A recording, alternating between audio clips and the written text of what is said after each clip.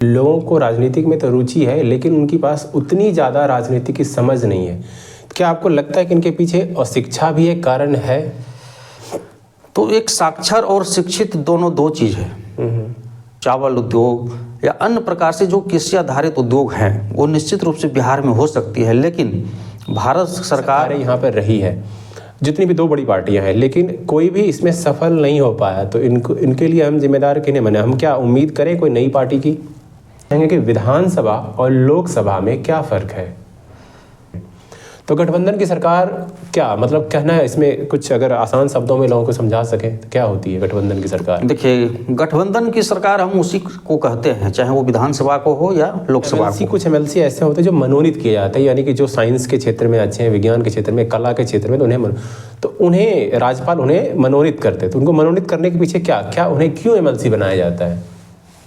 राजनीतिक में लगभग हर कोई रुचि रखता है, लेकिन राजनीतिक से संबंधित कुछ ऐसे शब्द हैं, कुछ ऐसे राजनीतिक से संबंधित कुछ ऐसे टर्म हैं जिनमें बहुत सारे लोग को बहुत सारी कन्फ्यूज़न होती है। तो उन्हीं कन्फ्यूज़न को, उन्हीं उलझन को आज हम जानने की कोशिश करेंगे, आज हम उनको दूर करने की कोशिश करेंगे। आज हमारे साथ हैं राजनीतिक जानकार जिनका कि नाम है शैलेंद्र कुमार सिंह उर्फ मंटू। उनकी मदद से हम बहुत सारे राजनीतिक शब्द हैं, बहुत सारे राजनीतिक टर्म हैं जिनको कि हम समझने की कोशिश करेंगे। चलिए शुरुआत करते हैं। मैं नीतीश भारद्वाज आपका स्वागत करता हूं। शैलेंद्र कुमार मंटू जी कैसे हैं? फाइन, अच्छे हैं। अगले साल जो है विधानसभा का चुनाव है, क्या लगता है कि हमारा जो जनता है तैयार है इसके लिए?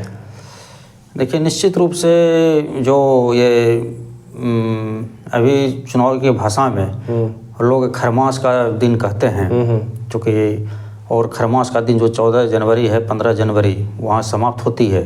फिर जो राजनेताओं का जो चुनावी वर्ष हो जाएगा वो शुरू हो जाएगा, और चुनावी वर्ष में अक्टूबर से नवंबर में चुनाव पीक आवर पर रहेगी।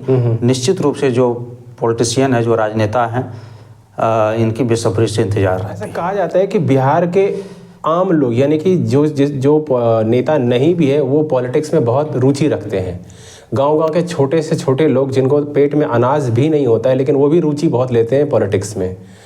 तो आपको क्या लगता है ऐसा क्या कारण है कि बिहार के लोग इतने ज़्यादा पॉलिटिक्स में रुचि लेते हैं? हमारे देश में बिहार एक जो राजनीति के भाषा में अगर समझिए तो यहाँ समाजवाद है। समाजवाद के अनुसार बिहार की राजनीति चलती है, और समाजवाद रहने के कारण जो सामाजिक क्रांति आई गांव घर में, उसी सामाजिक क्रांति का जो जयप्रकाश नारायण उस वक्त के नेता थे, राम मनोहर लोहिया थे, यानी जो भी समाजवादी नेता के कर्पूरी ठाकुर हुए, पुरोधा थे, उन्होंने सामाजिक क्रांति जो लाई समाज में आम गरीब दबे कुचले लोगों के बीच जा कर के, उसी का आज प्रतिफल है, जो कि आम लोग भी, गरीब से गरीब लोग भी समाज में सामाजिक रुचि रखते हैं, और समाज के द्वारा वो राजनीति के जानकार थोड़ा बहुत जो हैं, लेकिन उसकी रुचि रखते हैं, यही कारण है। तो जैसा कि आप बहुत लंबे समय से राजनीतिक में सक्रिय हैं, तो आपको क्या लगता है कि हमारी जो आम जनता जो इतनी राजनीतिक में रुचि रखते हैं, क्या उनको राजनीतिक की कुछ आधारभूत यानी कि कुछ मूलभूत उनकी जानकारी उनके पास होती है, या फिर बस यूं ही वो रुचि ले लेते हैं? देखिए, राजनीति और समाज सेवा दोनों अलग अलग चीज़ है। आम जो लोग हैं, गांव घर में जो भी लोग हैं हमारे बीच, उनको तो समझ है थोड़ा बहुत कि हमको वोट देना है, हमको इसको देना है, हमको पार्टी को देना है, लेकिन राजनीति की जो गहन समझ है वो अभी उनके तक नहीं पहुंची है कि हमको मत, अगर अपना जो मत देना है, हमको कैसे व्यक्ति को देना है जो कि हमारे क्षेत्र की विकास कर सके, और जो भी चुन के जाए प्रतिनिधि वो भी क्षेत्र का विकास कर सके, हमारे समाज का विकास कर सके, जो बौद्धिक विकास होता है। तो ऐसे आम मतदाता उसकी रुचि थोड़ा जानकारी के अभाव में कम होती है, जो कि कई अन्य पार्टियां जो मानसिक गुलाम जो समझती है आम मतदाताओं को, मानसिक गुलामी के कारण कि चलो हम जिस भी कैंडिडेट को टिकट दे देंगे तो हमको वोट देगी ही, और ऐसी मानसिकता पार्टियां ने जो बना रखी है। तो अगर राजनीति का जानकार, राजनीति अगर हमारे समाज में नीचे स्तर अगर पहुंच जाए बढ़िया से, तो निश्चित रूप से लोग एक अच्छे व्यक्ति का चुनाव करेंगे। तो जैसे कि कहा कि आपने कि राजनीतिक में तो रुचि है, लेकिन उनके पास उतनी ज़्यादा राजनीति की समझ नहीं है। क्या आपको लगता है कि इनके पीछे अशिक्षा भी एक कारण है? देखिए, बिहार में जो शिक्षा की दर है वो लगभग 63 लगभग है, पहले तो उससे भी कम था। तो एक साक्षर और शिक्षित दोनों दो चीज़ है। जो शिक्षित व्यक्ति हैं उनका जो चुनाव करने का, उनका जो वोट देने का तजुर्बा, वो देश लेवल पर क्या हो सकता है, राज्य लेवल पर क्या हो सकता है, किसकी सरकारें बन सकती है, ये सोच समझ के वोट देती है। लेकिन कुछ जो शिक्षा के अभाव के कारण सिर्फ छोटे छोटे विकास कार्य या आपसी उलझन के कारण कि अगर वो उधर है तो हम उधर रहेंगे, इस प्रकार से वोट वो गांव स्तर तक देते हैं। तो इसका कारण होता है कि लोग गलत व्यक्ति लोकसभा या विधानसभा में चुन के चले जाते हैं। शिक्षा इसमें एक बहुत बड़ी बाधा है। अच्छा, एक बहुत बड़ी बाधा है। जैसे कि हम भी देखते हैं कि स्कूलों में बच्चे तो पढ़ते हैं, लेकिन उन्हें सिर्फ कुछ नंबर ज्ञान होते हैं, लेकिन उन्हें कुछ जो एक राजनीतिक जो समझ होनी चाहिए वो नहीं होती है। कहीं इसकी वजह से तो नहीं बिहार में जाति पॉलिटिक्स ज़्यादा हो रही है, जाति आधारित जो पॉलिटिक्स है? बिहार की जो राजनीति है वो आज से नहीं, हमको लगता है कि 1952 से बीच में कुछ दिन जब ये पूरा इमरजेंसी का लहर चला था, लगभग 1970-72 के आसपास, तो उस वक्त जाति बंधन टूट गई थी। पुनः 1980 के दशक से लगभग अभी जो ट्रेंड चल रही है वो निश्चित रूप से जातिवाद के आधार पर ही राजनीति बिहार की चल रही है। इसका मुख्य कारण है कि क्षेत्रवाद की समस्या।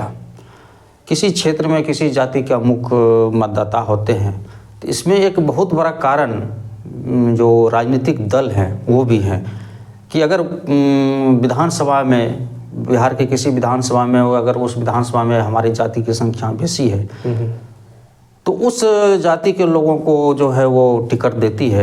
इसका कारण से है कि दोनों, चाहे राजनीतिक दल हो या कुछ अशिक्षित आम मतदाता हो, कि हम हमारे जात के ही उम्मीदवार होंगे, हम उसको ही वोट देंगे, दोनों में मतलब दोष है। तो क्या जिस तरह से बिहार में जात के आधार पर वोट पड़ती है, तो क्या ये वजह हम मान सकते हैं बिहार का विकास कम होने का कारण यही हो सकता है क्या? देखिए, बिहार का जो विकास है, बिहार का विकास अगर देखा जाए तो बिहार में जो भी सरकारें बनी उन्होंने जो रोजगार उत्पन्न करने वाली जो विकास है उसके प्रति कोई रुचि नहीं है सरकार की। जहाँ की जिस भी क्षेत्र में हम देखते हैं अन्य प्रांत में, भारत के अन्य प्रांत में, अन्य राज्यों में जो तेज़ी से विकास हुआ है उसका एक बहुत बड़ा उद्योग धंधा है। चाहे उद्योग धंधा किसी भी प्रकार को, चाहे कृषि क्षेत्र का हो आधारित हो, चाहे इलेक्ट्रॉनिक क्षेत्र का आधारित हो, या तो आपका साइंस सिटी हो, इस प्रकार से अनेक उद्योग धंधे जब तक कि किसी भी राज्य में नहीं होगी तब तक उसका जो उत्कृष्ट विकास है वो संभव नहीं है।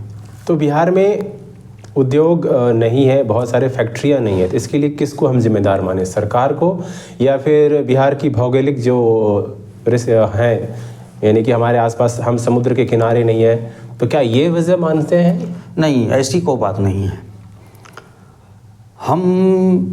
हमारी जानकारी जहाँ तक है कि किसी भी प्रदेश में सभी की भौगोलिक दृष्टि अलग अलग है, भौगोलिक क्षेत्र अलग अलग है। जैसे हमारे बगल में झारखंड है, वहाँ खनिज संपदा प्रचुर मात्रा में है, तो वहाँ उस अनुसार से उद्योग स्थापित होते हैं, लोहा का, अयस्क का या जो भी है। गुजरात जैसे क्षेत्र हैं जो समुद्र के किनारे हैं, गुजरात हो गया, महाराष्ट्र हो गया, वहाँ केमिकल विशेष या अन्य जो भी इस प्रकार से धंधे, उद्योग धंधे हैं, वहाँ पर उस प्रकार से विकास होती है। कर्नाटका सब में जो होती है वहाँ पर एक टेक्नोलॉजी स्तर का जो होता है उद्योग, वो पर वहाँ प्रतिफुल हो रहा है। लेकिन बिहार में अधिकांश हिस्से कृषि आधारित ज़मीन है, यहाँ पर कृषि क्षेत्र है, तो पंजाब में भी उसी प्रकार से है। तो पंजाब में हम देखते हैं कि कृषि आधारित बहुत बड़े बड़े उद्योग, मक्का प्रसंस्करण उद्योग, चावल उद्योग या अन्य प्रकार से जो कृषि आधारित उद्योग हैं वो निश्चित रूप से बिहार में हो सकती है। लेकिन भारत सरकार और बिहार की सरकार कभी भी इसके प्रति ध्यान नहीं दी, जो कि आज बिहार में उद्योग धंधे बहुत कम मात्रा में है। और भारत सरकार और बिहार की सरकार अगर चाहे तो कृषि आधारित उद्योग हैं वो निश्चित रूप से यहाँ प्रतिफल हो सकता है और आम लोगों में रोजगार उत्पन्न हो सकती है। इससे समाज की और बिहार की निश्चित रूप से एक नई क्रांति आएगी। लगभग जैसा कि आपने बताया कि हो सकता है, तो बिहार में लगभग हर जितनी भी बड़ी पार्टी है, जैसे कांग्रेस है, तो आज़ादी के बाद जहाँ तक मुझे याद है कि कांग्रेस का ही बिहार में शासन रही थी कुछ समय तक। उसके बाद बिहार में जितनी भी बड़ी पार्टियां हैं, चाहे वो क्षेत्रीय पार्टियां, चाहे वो राजद हो या फिर एक और कौन सी जनता दल यूनाइटेड हो, सबकी सरकारें यहाँ पर रही है, जितनी भी दो बड़ी पार्टियां हैं, लेकिन कोई भी इसमें सफल नहीं हो पाया। तो इनके लिए हम जिम्मेदार किन्हें माने? हम क्या उम्मीद करें कोई नई पार्टी की? जहाँ तक जब हमारा देश आज़ाद हुआ तो 1952 के प्रथम चुनाव में और 1970 के 20 साल तो कांग्रेस की शासन रही। पुनः 1970 से 1980 के बीच में जो जनता दल की सरकारें रही वो गठबंधन की सरकारें थी। और गठबंधन की सरकारें और एक जो चुनी हुई सरकारें हैं, जो एक फुल फ्लेजेड सरकार जिसको कहा जाता है कि बहुमत का सरकार, दोनों के विकास में अंतर होती है। 1980 के 90 के दशक में बिहार में लालू यादव की पदार्पण हुआ। वो 1990 में मुख्यमंत्री बने, वो 5 साल तक मुख्यमंत्री रहे। फिर 95 में फिर उन्हीं की सरकार आई, 2 साल तक मुख्यमंत्री रहे।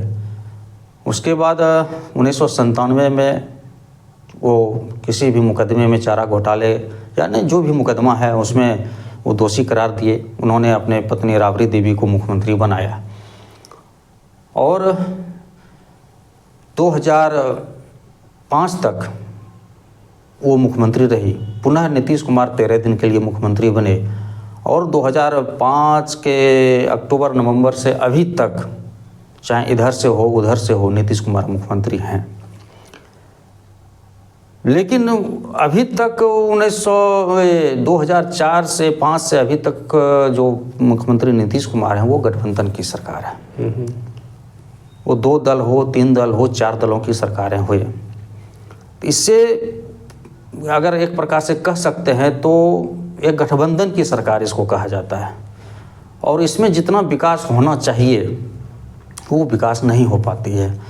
अगर बिहार की विकास तभी संभव है जबकि यहाँ एक फुल बहुमत की सरकार किसी भी एक दल को हो, तो निश्चित रूप से बिहार की विकास होगी। चलिए, तो उम्मीद करते हैं जो आगामी जो चुनाव है इसमें लोग किसी एक पार्टी को बहुमत दे ताकि बिहार का विकास हो सके। चलिए, बिहार से संबंधित कुछ हमारे पास कुछ बिहार के राजनीतिक से संबंधित हमारे पास कुछ प्रश्न हैं जो जिससे मैं चाहता हूं कि हमारी जो आम जनता है वो शिक्षित तो है ही है, मतलब उनके जो कुछ कन्फ्यूज़न है वो दूर हो जाए। उससे पहले हम जानना चाहेंगे कि विधानसभा और लोकसभा में क्या फ़र्क है?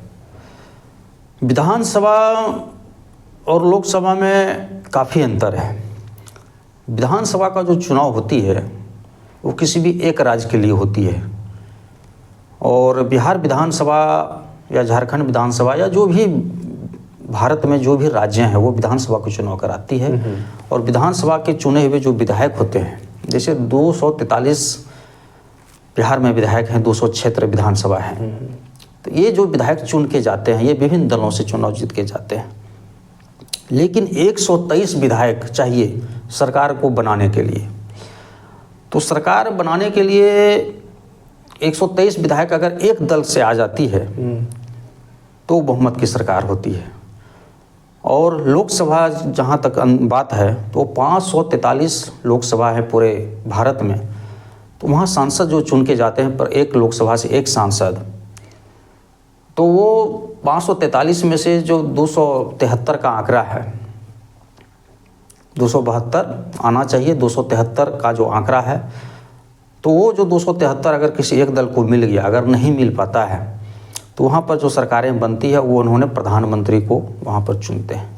तो लोकसभा और विधानसभा में यही अंतर है कि लोकसभा का जो सांसद होते हैं वो प्रधानमंत्री के लिए चुनाव करते हैं देश के लिए, और विधानसभा का जो विधायक होते हैं वो मुख्यमंत्री के लिए चुनाव करते हैं, यही अंतर है। तो ये जो विधानसभा का चुनाव है, क्या इसमें पूरे भारत के लोग शामिल होते हैं या फिर जिस राज्य में चुनाव हो रही है विधानसभा के सिर्फ वही शामिल होते हैं?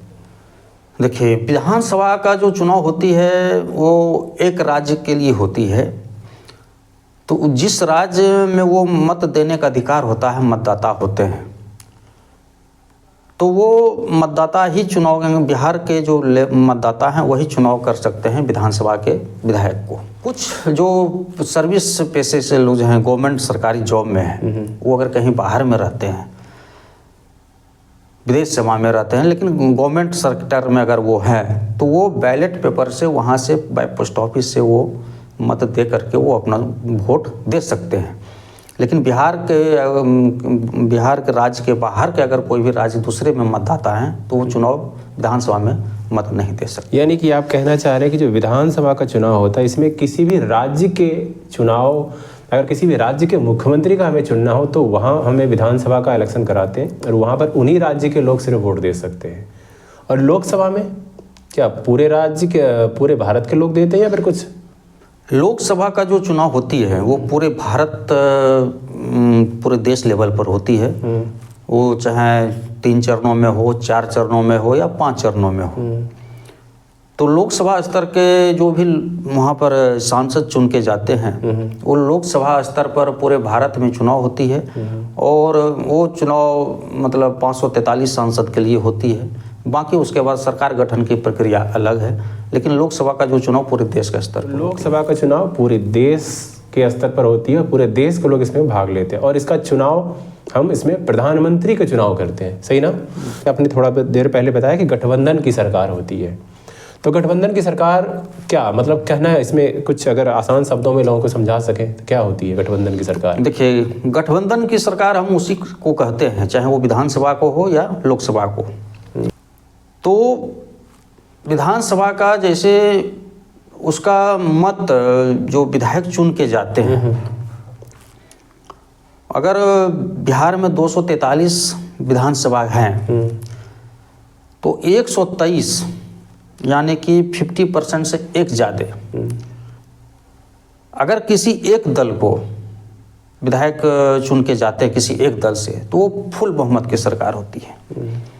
और गठबंधन की सरकार वही होती है कि अगर किसी दल को 80 सीटें आई, किसी दल को 20 सीटें आई, किसी दल को 10 सीटें आई, तो जो समानांतर विचारधारा के वाले दल हैं तो वो विधायक मिल करके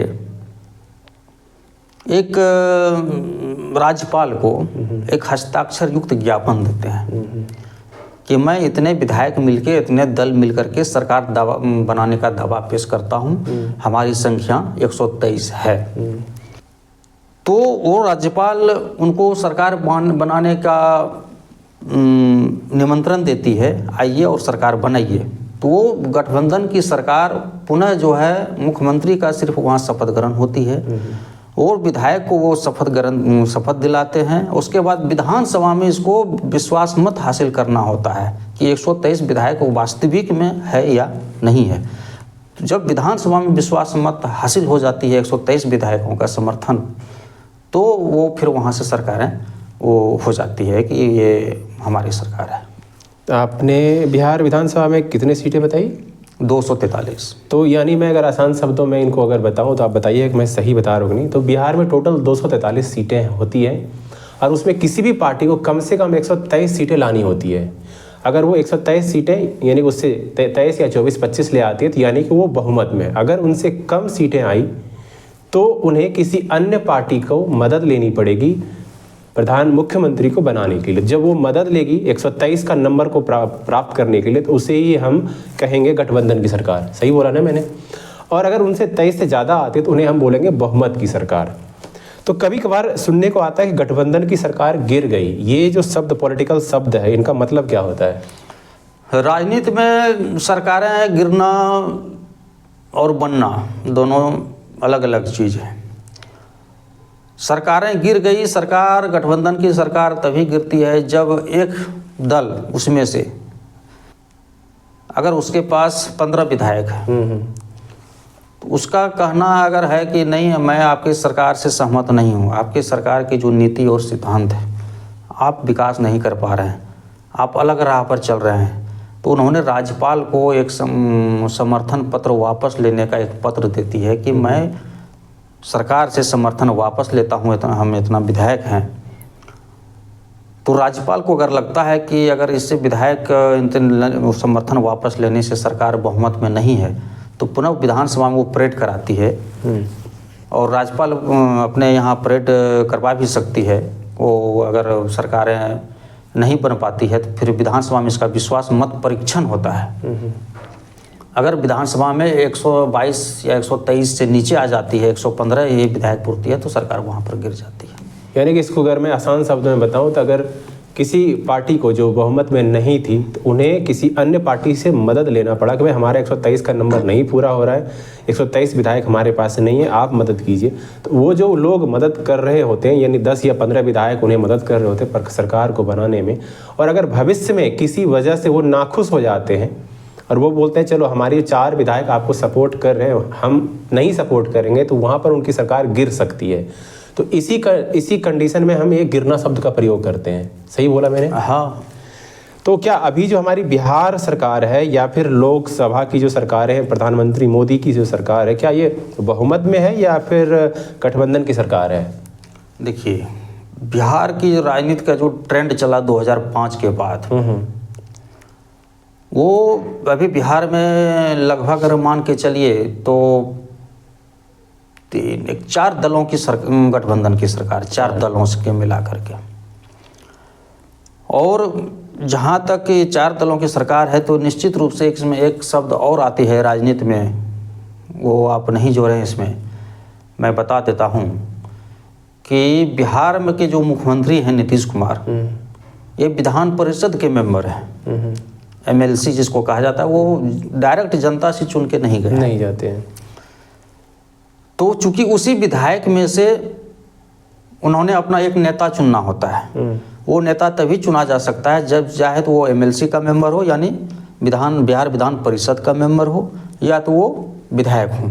तो इसी दोनों से नेता चुनते हैं। वो नेता चुन करके वो राज्यपाल को देते हैं। तो यहाँ पर तो गठबंधन की सरकार है। जहाँ तक आपने जिक्र किया कि भारत की सरकार, तो भारत की सरकार में भी अभी गठबंधन सरकार है, यानी कि बीजेपी की पूर्ण रूप से बीजेपी का जो बहुमत का आंकड़ा था वो नहीं पूरा हो पाया 272 का।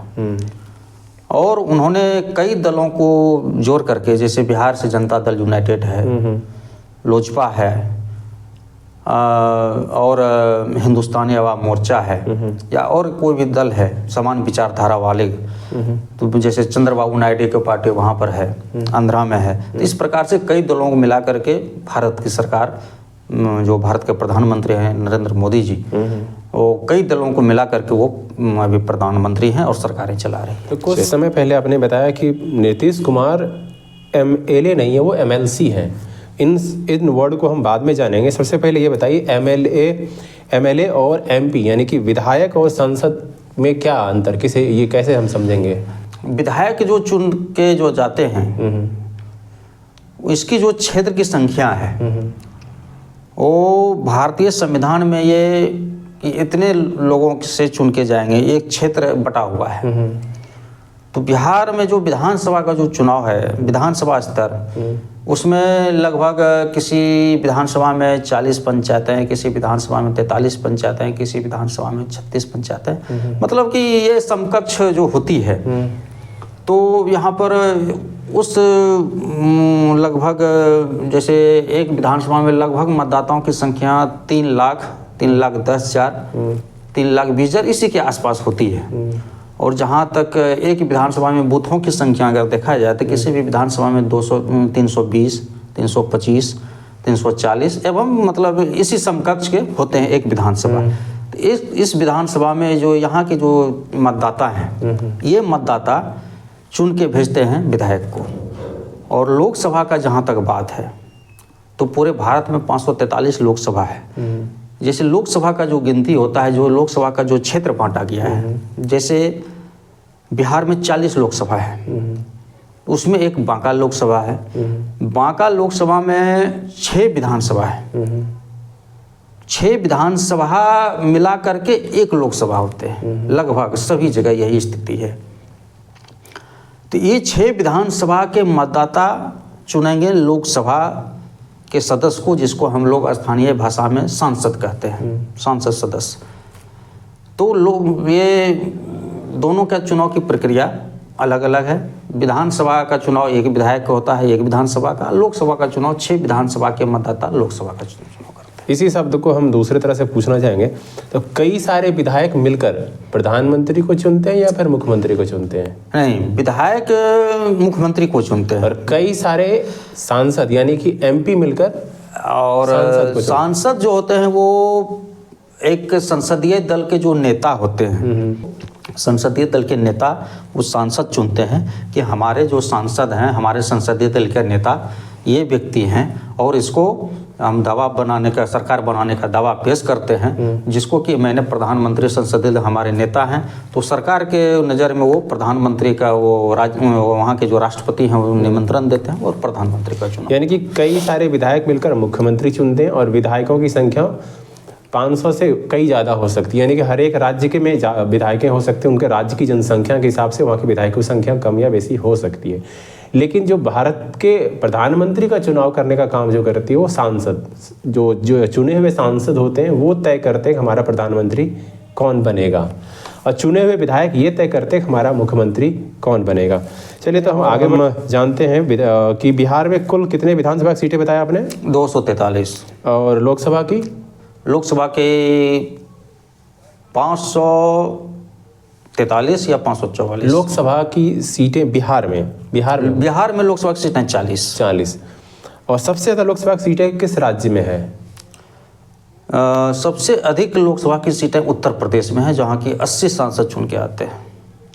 तो क्या ऐसा हम कह सकते हैं कि जो प्रधानमंत्री के चुनाव में बिहार और यूपी का योगदान ज़्यादा हो सकता है क्या?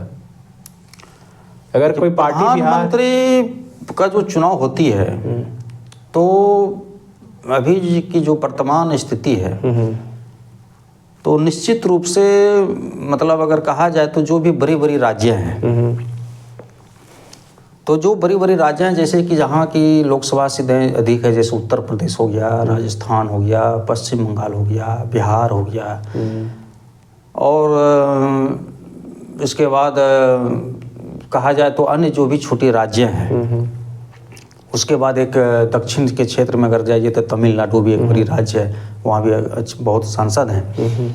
तो ये कई बड़ी बड़ी जो राज्य हैं वो वहाँ से अधिक सांसद चुन के आते हैं।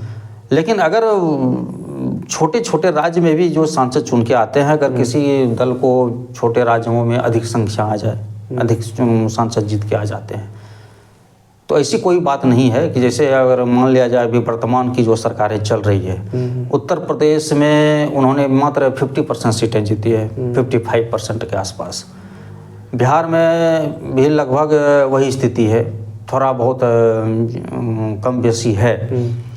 पश्चिम बंगाल की जैसे मान लिया जाए, वहाँ तो पूर्ण रूप से विपक्षी जो सांसद हैं वही जीत गए हैं, कुछ सांसदें जीती है सरकार के समर्थन वाला। तो इस प्रकार से देखा जाए तो हमको संख्या बल 272-73 पुराना है, चाहे जिस भी स्थिति परिस्थिति में बने। हाँ, एक राजनीति की भाषा में अगर कहा जाए तो जो सांसद होते हैं, जो प्रधानमंत्री होते हैं, वो मतलब आम बोलचाल की भाषा में, राजनीति की भाषा में, वो उत्तर प्रदेश बिहार होते हुए गुजरती है। तो एक और प्रश्न था जो पीछे हमारा छूट गया, MLC जो आपने बोला, इनका चुनाव कैसे होता है और इनका पावर क्या होता है? MLC बिहार विधान परिषद, इसका हिंदी में शब्द है। ये MLC 3 प्रकार के होते हैं। एक MLC होते हैं, एक स्थानीय निकाय के द्वारा चुने जाते हैं, जो कि मुखिया, वार्ड सदस्य और जिला परिषद के प्रतिनिधि ये मिलके अपना एक MLC चुनते हैं। मतलब इसकी संख्या और है, मतलब इसका चुनाव होता है। दूसरा एक MLC है शिक्षक स्नातक, शिक्षक कुछ जैसे बिहार में 2 या 3 शिक्षक के प्रतिनिधि चुनते हैं, वो एक एमएलसी वो हैं। और एक एमएलसी स्नातक होते हैं, स्नातक लेवल का जो मतदाता होते हैं, जो ग्रेजुएट हैं, एमए हैं, वो चुनते हैं एमएलसी। और एक एमएलसी होते हैं वो सरकार के द्वारा जो विधायक चुने जाते हैं, वो अगर किसी राज्य में 5 सीटें, एमएलसी का जो कार्यकाल होता है 6 सालों का होता है, वो अल्टरनेट करके ये खाली होती है, तो उसी अनुसार से विधायक भी एमएलसी को चुनते हैं। और 12 एमएलसी सीटें, 12 सीटें राज्यपाल इसको चुनती है। वो विभिन्न क्षेत्रों के उत्कृष्ट लोगों को समाज सेवा में, जैसे किसी को संगीत के क्षेत्र में अच्छा अनुभव है, किसी को नोबेल पुरस्कार मिला है, या किसी को अन्य पुरस्कार मिला है, किसी को भौतिकी में, रसायन में, एक उत्कृष्ट हिंदी में उत्कृष्ट जो व्यक्ति होते हैं समाज क्षेत्र में, तो उस प्रकार से उसमें से व्यक्ति 12 एमएलसी, 12 विधान परिषद के मेंबर राज्यपाल चुन सकते हैं। यानी कि राज्यपाल उसे मनोनीत करते हैं, हिंदी शब्द मनोनीत का प्रयोग। 12 यानी कि अगर कोई व्यक्ति है जो कि कला के क्षेत्र में है, या फिर कोई ऐसा व्यक्ति है जो लेखक है, तो उन्हें बिना चुनाव के राज्यपाल उन्हें चुन सकते हैं। और दूसरा आपने बताया कि अगर कुछ विधायक मिलकर किसी एक व्यक्ति को चुनते हैं, उन्हें भी एमएलसी हम बोलते हैं। एक एमएलसी बताया कि पंचायत के लोग चुनते हैं, यानी कि वार्ड सदस्य, मुखिया और जिला परिषद मिलकर एमएलसी। और तीसरा एक आपने क्या बताया? तीसरा स्नातक जो किए हुए हैं, तो अगर उसका वोटर लिस्ट में नाम है स्नातक निर्वाचन क्षेत्र, जैसे बिहार में सारण स्नातक निर्वाचन क्षेत्र है, हमारे यहाँ कोसी स्नातक निर्वाचन क्षेत्र है, गया स्नातक निर्वाचन, इस प्रकार से एक स्नातक जो है, मतलब ग्रेजुएट लेवल या उससे ऊपर व्यक्ति, तो वो चुनते हैं। उसका क्या चुनने के पीछे मकसद क्या होता है, उसे क्यों चुना जाता है? वो मतलब कि स्नातक के जो पढ़े लिखे लोग हैं, उसकी समस्या को निदान करना, उसकी समस्या को विधानसभा में उठाना। लेकिन विधान परिषद के जो मेंबर होते हैं, उनकी सरकार बनाने में भूमिका नहीं होती है। वो सरकार बनाने में, वो विधायक जब चुने जाते हैं, जब मुख्यमंत्री सदन में बहुमत जब होता है, तो वो वोट देने का अधिकारी नहीं होते हैं। वो मुख्यमंत्री चुनने का अधिकार सिर्फ विधायक को है, ये स्नातक, ये एमएलसी को नहीं है। हाँ, एमएलसी मुख्यमंत्री बन सकते हैं, अगर विधान परिषद को वो मेंबर हैं तो मुख्यमंत्री बन सकते हैं। लेकिन एमएलसी मुख्यमंत्री का जो चुनाव होती है, जो नेता का चयन होता है, विधानसभा में जो वोटिंग होती है, उसको अथॉरिटी नहीं है। अच्छा, आपने जो बताया कि एमएलए को तो हम लोग आम जनता वोट देकर उन्हें बिहार विधानसभा में भेजते हैं। एमएलसी, कुछ एमएलसी ऐसे होते हैं जो मनोनीत किए जाते हैं, यानी कि जो साइंस के क्षेत्र में अच्छे हैं, विज्ञान के क्षेत्र में, कला के क्षेत्र में, तो उन्हें राज्यपाल उन्हें मनोनीत करते हैं। तो उनको मनोनीत करने के पीछे क्या उन्हें क्यों एमएलसी बनाया जाता है? राज्यपाल के द्वारा जो मनोनीत होते हैं विधान परिषद के सदस्य, वो इसलिए मनोनीत करते हैं कि किसी भी क्षेत्र में, अगर हिंदी के क्षेत्र में उत्कृष्ट ये व्यक्ति हैं, उनको लगता है राज्यपाल को कि ये इनको और बेहतर बना सकते हैं, इसको बेहतर शोध कर सकते हैं, तो इस प्रकार से उनकी आवाज़ को सदन के द्वारा सरकार को पहुंचाया जाता है, इसलिए उसको मनोनीत करते हैं। यानी कि आप कहना चाहते हैं कि अगर कोई कला के क्षेत्र में है, तो वो कला के क्षेत्र को ज़्यादा अच्छे तरीके से समझ सकते हैं, और उनमें क्या समस्याएं हैं ये वो राज्य के मुख्यमंत्री तक पहुंचा सकते हैं। इसी वजह से उनको चुना जाता है। जो हमारा जो जिला है बांका जिला, इसमें कितने विधानसभा के निर्वाचन क्षेत्र हैं? बांका जिला में कुल निर्वाचन क्षेत्र विधानसभा की 5 और बांका लोकसभा में 6 विधानसभा है। लेकिन जिला में, बांका जिला में अगर एक जिला में कहा जाए तो 5 है, जिसमें बेलहर हो गया, धोरैया हो गया, बांका हो गया, कटोरिया हो गया, अमरपुर हो गया। और एक विधानसभा जो भागलपुर जिला का सुल्तानगंज विधानसभा है, उसको लेकर के एक ये लोकसभा बनाया गया। तो जो बेलहर जो एक विधानसभा है बांका जिले के अंदर, इसमें कितने पंचायत के लोग वोट देते हैं इसमें? बेलहर विधानसभा में कुल 46 पंचायतें हैं। अगर इसको और थोड़ा डिटेल्स में अगर जाना चाहें तो बेलहर विधानसभा में कुल 3 प्रखंड हैं। एक बेलहर जिसमें 18 पंचायत है, दूसरा चांदन जिसमें 17 पंचायतें हैं, और तीसरा फुलीडुंबा जिसमें 11 पंचायतें हैं। तो इस प्रकार से कुल 46 पंचायतें हमारे बेलहर विधानसभा। चाहे हमारे विधानसभा का चुनाव हो या फिर लोकसभा का चुनाव हो, किसी भी दल के किसी भी प्रत्याशी को जीतने के लिए कम से कम कितने वोट की जरूरत होती है? विधानसभा में जो भी प्रत्याशी चुनाव लड़ते हैं वो अगर 10 प्रत्याशी चुनाव लड़ रहे हैं तो ऐसी कोई व्यवस्था नहीं कि हमको इतना वोट लड़ना ही है। जी उस 10 में से किसी भी प्रत्याशी को अगर सबसे ज़्यादा एक मत भी ज़्यादा आया तो वो चुनाव जीत जाते हैं। सो आप कहना चाह रहे हैं कि कोई एक सीमा नहीं है कितना ही वोट लाना चाहिए। जैसे एग्जाम में होता है कि आप 30 नंबर लाएंगे तभी आप पास होंगे, नहीं तो आपको फेल करार दिया जाएगा। लेकिन ऐसा राजनीतिक में ऐसा नहीं है। विधानसभा या लोकसभा चुनाव में अगर आप 2 प्रत्याशी खड़े हैं, एक को 0 वोट मिली और आपको 1 वोट मिली तो पर भी आपको जीत माना जाएगा। चलिए, तो बहुत ही आसान है समझना। विधानसभा के चुनाव में जो लोग वोट देते हैं तो कौन से लोग वोट दे सकते हैं? कोई भी दे सकते हैं या फिर उनका कोई एक एज सीमा है देने का? बिहार विधानसभा या विधानसभा की चुनाव जो होती है वो उसको आम चुनाव कहा जाता है। आम चुनाव में सभी मतदाताओं वोट देती है, मतदाताएं उसी को बनाती है सरकार। की उम्र 18 साल हो, 18 साल अगर उन्होंने पूर्ण कर चुकी है तो उन्होंने अपना नाम मतदाता सूची में उसको दर्ज करवाना पड़ता है, प्रविष्ट कराना पड़ता है। सरकार के नियम अभी बहुत लचीला है, उसमें चाहे तो आप ऑनलाइन माध्यम से आवेदन दे सकते हैं, ऑफलाइन माध्यम से भी आवेदन दे सकते हैं। वहाँ पर जो आपकी स्कूल है या वहाँ पर एक BLO है, बूथ लेवल ऑफिसर, जिसको चाहे वो शिक्षक होते हैं या कोई भी सरकारी कर्मी जो वहाँ के होते हैं, आप उसको भी आवेदन दे सकते हैं कि मेरा एज 18 वर्ष पूर्ण हो चुका है, उसमें एक सर्टिफिकेट लगा के दीजिए या कोई भी सर्टिफिकेट कि जो प्रूव करती है कि आपकी एज 18 साल पूर्ण हो चुकी है। तो वो मतदाता उसमें जुड़ जाते हैं और वही मतदाता 18 साल के ऊपर जो भी मतदाता हैं मतदाता सूची में उन्होंने अपना मत दे करके वो चुनते हैं विधायक।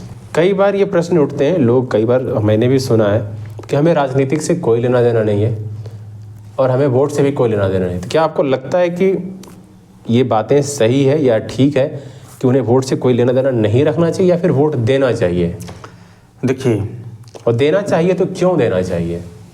भारत के प्रत्येक व्यक्ति जो भी मतदाता सूची में जिसकी नाम है उसको मतदान करना चाहिए, क्योंकि उसी के मतदान से सांसद चुने जाते हैं, विधायक चुने जाते हैं। वही विधायक वही सांसद पुनः सरकार बनाती है। उसी सरकार के द्वारा पुनः नीति सिद्धांत और एक संघीय जो ढांचा है, विकास की जो परिभाषा है, जो विकास होती है, सरकार चुनी हुई नहीं जाएगी। जब तक सरकार बनेगी नहीं तब तक विकास नहीं हो सकता है।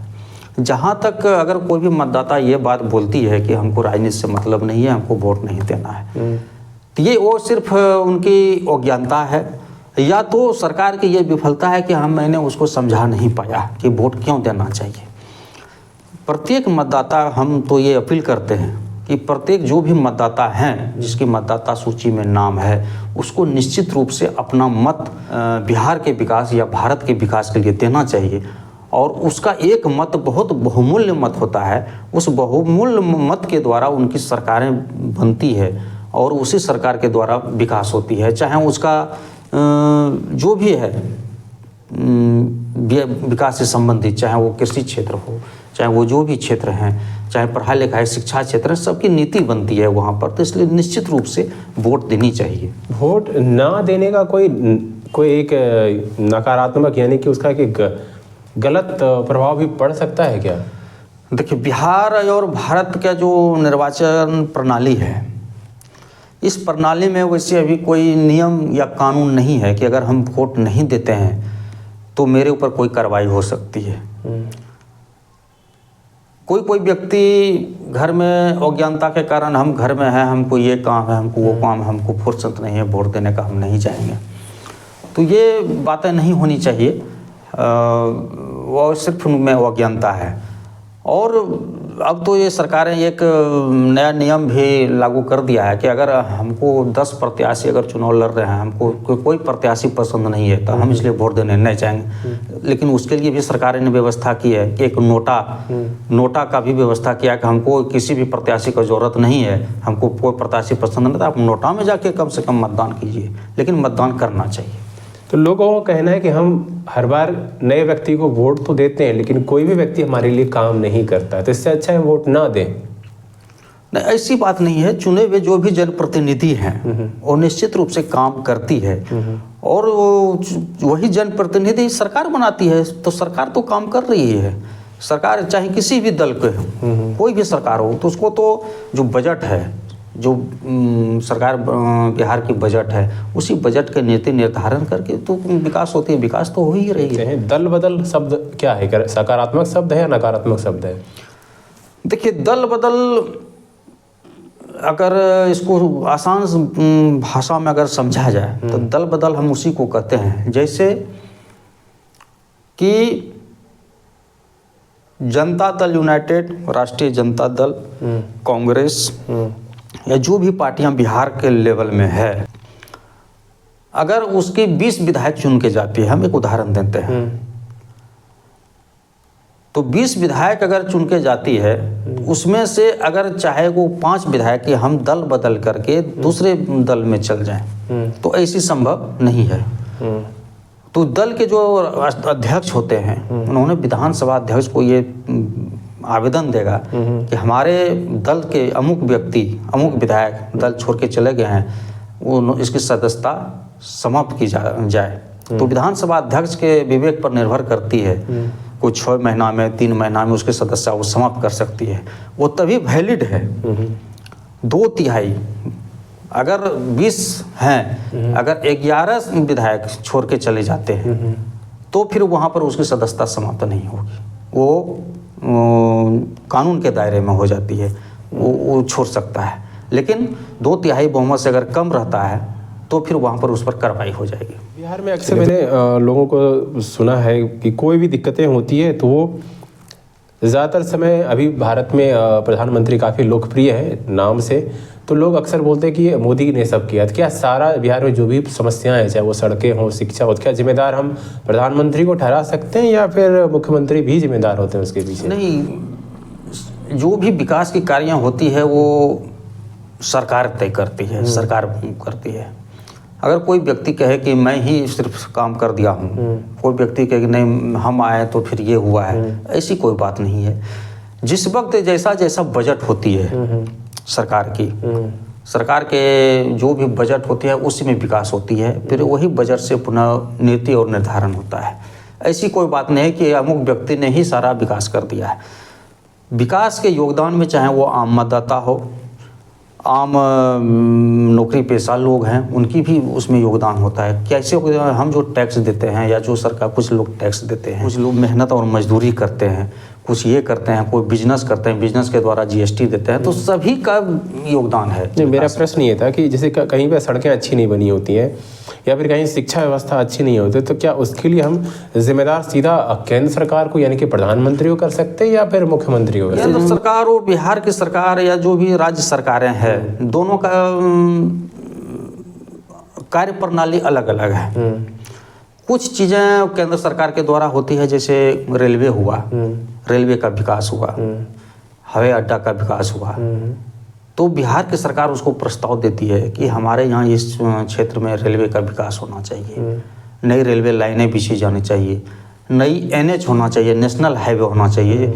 अगर ये बन जाती है तो इस क्षेत्र के विकास ज़्यादा होके, तो केंद्र सरकार उसको तय करती है कि ये होना चाहिए, ना उसकी टीमें भेज करके, तो फिर सर्वे करा करके वो करती है। वो केंद्र सरकार की देन है। जहाँ तक सवाल है सरकार है, राज्य सरकार की सवाल है, तो नली गली जो भी सड़क है, जैसे RW रूरल वर्क डिवीजन के अंतर्गत जो ग्रामीण प्रधानमंत्री सड़क योजना आती है, जो छोटी मोटी मोहल्ला और टोला की जो सड़कें जोड़ती है, तो राज्य सरकार के अधीन आती है, तो राज्य सरकार उसको बनाती है। किसी भी जैसे पुस्तकालय का निर्माण हो, छोटे छोटे बिल्डिंग का निर्माण हो, हॉस्पिटल का निर्माण हो, या कोई भी अन्य खेल का मैदान हो, तो इस प्रकार से राज्य की सरकारें कर सकती है। हाँ, थोड़ा बहुत होता है कि अगर कोई विधायक, उनको इच्छा होती है कि नहीं हमारे क्षेत्र में ज़्यादा विकास हो, तो वो मुख्यमंत्री से मिल करके, जो राज्य की सरकारें से मिल करके, वहाँ के बड़े बड़े पदाधिकारियों से मिल करके कि हमारे क्षेत्र में ये बहुत बड़ी समस्या है, चाहे तो वो किसी भी स्तर से वो करवा सकते हैं। मतलब कि एक इसमें रुचि रखने पर अधिक क्षेत्र की विकास हो सकते हैं। अगर रुचि नहीं है हमारी तो जो राज्य सरकारें तय करेगी सिर्फ वही विकास होगी। बिहार में चाहे वो दरोगा की भर्ती हो या फिर बीपीएससी की परीक्षा, यानी कि जो उसमें अक्सर धांधली की खबरें आती है, तो ये इसमें किसकी विफलता माना जाए, मुख्यमंत्री का या प्रधानमंत्री का? नहीं, बिहार लेवल पर जो भी वैकेंसी निकलती है, जो सीटें, जो परीक्षाएं होती हैं, चाहे एसएससी हो, बीपीएससी का हो, या जो भी परीक्षाएं हैं, तो निश्चित रूप से इसमें अगर विफलता मानी जाए तो राज्य सरकार की होनी चाहिए। इसमें विफलता निश्चित रूप से राज्य सरकार की है कि उन्होंने सही समय पर सही मार्गदर्शन, जो केंद्राधीशक होते हैं या जो भी क्वेश्चन पेपर जहाँ से छपते हैं, या जो भी उनके बड़े बड़े पदाधिकारी हैं, जो भी बोर्ड के अध्यक्ष होते हैं, उस पर नियंत्रण करे नहीं है। तो इसका परिणाम होता है कि वही पदाधिकारी मिलकर के ये क्वेश्चन पेपर लीक करा देते हैं। जो भी छोटे छोटे टोलों से, मोहल्लों से जो गरीब घर के बच्चे भागलपुर में हो, पटना में हो, या किसी भी शहर में जाके तैयारी करते हैं, अपना ज़मीन बेच करके, अपना बंधक गिरवी जेवर रख करके, तो उसको निश्चित रूप से विफलता हो जाती है। उसके चेहरे पर, उसके शरीर पर, उसके मानसिक पर बहुत बड़ा आघात पहुंचती है। ये एक बिहार की बहुत बड़ी समस्या है। तो यानी कि दरोगा की भर्ती में धांधली जो होती है या फिर बीपीएससी की धांधली जो होती है, इसमें हम राज्य सरकार को ही जिम्मेदार कर सकते हैं, ना कि प्रधानमंत्री को। और आजकल न्यूज़ में काफ़ी चर्चित है एक राष्ट्र एक चुनाव, ये क्या है? देखिए, एक राष्ट्र एक चुनाव अगर भारत में देखा जाए, बिहार में देखा जाए, तो प्रत्येक वर्ष लगभग कोई ना कोई चुनाव होते रहती है। अगर सरकार एक राष्ट्र एक चुनाव करती है तो ये संघीय ढांचा जो पहले बना था, उस वक्त बना था, उस वक्त एक अलग चीज़ था। इस बार का जो अभी का जो वर्तमान परिस्थिति है राजनीति का, एक राष्ट्र एक चुनाव होने से सरकार की जो कोष है उस पर कम दबाव पड़ेगा। लेकिन मैं तो यह भी चाहता हूँ कि अगर आप एक राष्ट्र एक चुनाव कराना चाहते हैं तो आप एक राष्ट्र एक शिक्षा क्यों नहीं करना चाहते हैं? कि जो भी शिक्षा है, जो शिक्षा दिल्ली में मिलती है, जो शिक्षा बड़े बड़े शहरों में मिलती है, वही शिक्षा गांव में मिले। चाहे जनप्रतिनिधि का लड़का हो या गरीब धनाढ्य परिवार का लड़का हो, वो अपने बच्चों को पढ़ा लेते हैं बड़े बड़े स्कूल में, प्राइवेट स्कूल में। वही सुविधा अगर सरकारी स्कूल में हो तो निश्चित रूप से गाँव घर के भी बच्चे उस स्तर तक पहुँच। लेकिन एक राष्ट्र एक चुनाव के साथ साथ हम यह भी कहना चाहते हैं एक राष्ट्र एक शिक्षा, मतलब सभी चीज़ें समानांतर हो, सरकार की चीज़ें, तभी देश की विकास हो सकती है। चलिए, तो अब हमारे पास कुछ छोटे छोटे प्रश्न हैं, उन प्रश्नों का हम जानना चाहेंगे आपसे उनका उत्तर। प्रमंडल क्या है? प्रमंडल तो मतलब बिहार की जो सरकारें होती है, राज्य की जो सरकारें होती है, उन्होंने अपने मतलब अधिकारियों को और क्षेत्र की जो समस्या है उसका जो निराकरण होता है तो वहाँ से वो नहीं कर सकते। इस पर प्रमंडल का विभाजन किया गया। वो कमिश्नर लेवल के पदाधिकारी होते हैं, उस प्रमंडल के हेड होते हैं। कितने प्रमंडल हैं बिहार में? बिहार में कुल 9 प्रमंडल है। और बांका जिला है, किस प्रमंडल में आते हैं? बांका जिला भागलपुर प्रमंडल। भागलपुर प्रमंडल में 2 जिला आते हैं, एक भागलपुर एक बांका। मंडल और जिला में क्या अंतर है? दोनों अलग शब्द हैं या एक ही हैं? मंडल वो बिहार में वो मंडल शब्द नहीं है, यहाँ पर प्रमंडल है और जिला है, दोनों अलग अलग चीज़ है। लेकिन मंडल यहाँ पर जैसा हम लोग प्रखंड को कहते हैं, तो प्रखंड होता है और अंचल होता है। तो ये यहाँ पर मंडल की शब्द का उच्चारण बिहार में नहीं होता। अनुमंडल क्या है? अनुमंडल किसी भी जिला को चलाने के लिए वहाँ एक अनुमंडल की स्थापना होती है कि कुछ छोटे छोटे कार्य जो लोग जिला नहीं जा पाते हैं या जिला के काम पर बहुत अधिक दबाव है तो उसको अनुमंडल बनाया गया है, जो कि कुछ छोटे छोटे जो भी स्तर होते हैं काम के, वहाँ के मुख्य प्रभारी SDO होते हैं। और प्रखंड किसे कहते हैं? प्रखंड जिला और राज्य के कुछ भाग को चलाने के लिए, कुछ जनसंख्याओं को बीच में ये करने के लिए उस पर एक प्रखंड का निर्माण किया कि हमारे क्षेत्र में ये होना है और इतना क्षेत्र मिला के एक प्रखंड है। तो प्रखंड का जो मुखिया होते हैं वो BDO होते हैं, ब्लॉक डेवलपमेंट ऑफिसर, और अंचल के जो होते हैं, वो चूँकि सभी प्रखंड में एक अंचल एक प्रखंड होते हैं, तो एक अंचल के जो हेड सुप्रीमो सीओ हैं, सर्किल ऑफिसर, जिसको अंचलाधिकारी कहते हैं, और प्रखंड का हेड और है प्रखंड विकास पदाधिकारी। बांका में कितने प्रखंड हैं? बांका में 11 प्रखंड हैं। 11। तो क्या प्रखंड और ब्लॉक एक ही शब्द हैं, अलग हैं? ना, दोनों एक ही शब्द है। प्रखंड हिंदी में हुआ, ब्लॉक जो खंड हुआ वो इंग्लिश में कहते हैं। आपने एक अंचल शब्द का प्रयोग किया, वो क्या है? अंचल शब्द में मुख्यतः जगह जमीन का जो समस्या है उसको, उसका जो हेड होते हैं, सीओ होते हैं, वो राजस्व एवं भूमि सुधार विभाग उसको हैंडल करती है, उसी का वो अंचल है। अच्छा, चलिए, तो एक आखिरी प्रश्न है कि क्या बांका में जितने प्रखंड हैं उतने ही विधानसभा की सीटें हैं या फिर कम है? नहीं, बांका में अगर 11 प्रखंड है तो विधानसभा की सीटें यहाँ पर 5 है। विधानसभा और प्रखंड दोनों दो चीज़ें हैं। विधानसभा का जो सीटें का निर्धारण होती है जनसंख्या के अनुसार होते हैं। अगर 2 प्रखंड से ही जनसंख्या मेरा पुर गया है तो वहाँ पर वो विधानसभा, जैसे कि धोरैया और रोजन में कुल मिलाकर के 38 पंचायतें हैं, तो वहाँ लगभग मतदाता पुर गए हैं, तो वहाँ पर विधानसभा है।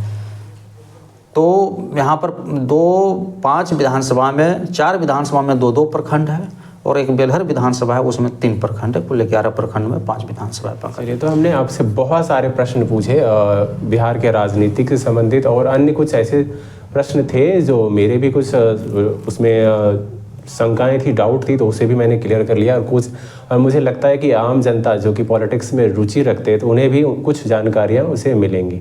हम वापस बात करेंगे इनसे, क्योंकि अब आगामी साल चुनाव है, तो फिर कभी शायद ज़रूर इनसे हम बात करेंगे चुनाव में, और ये किन पार्टी से है, इनमें इनके क्या रुचि है, और जिन भी पार्टी से ये हैं तो उनके बारे में इनका क्या सोच है। भविष्य में हम इनसे ज़रूर बात करेंगे, और आगामी चुनाव के बारे में ये क्या सोचते हैं, आने वाले समय में इनसे हम दोबारा बात करेंगे। तो चलिए, मिलते हैं दोबारा। नमस्ते। नमस्ते, बहुत बहुत धन्यवाद।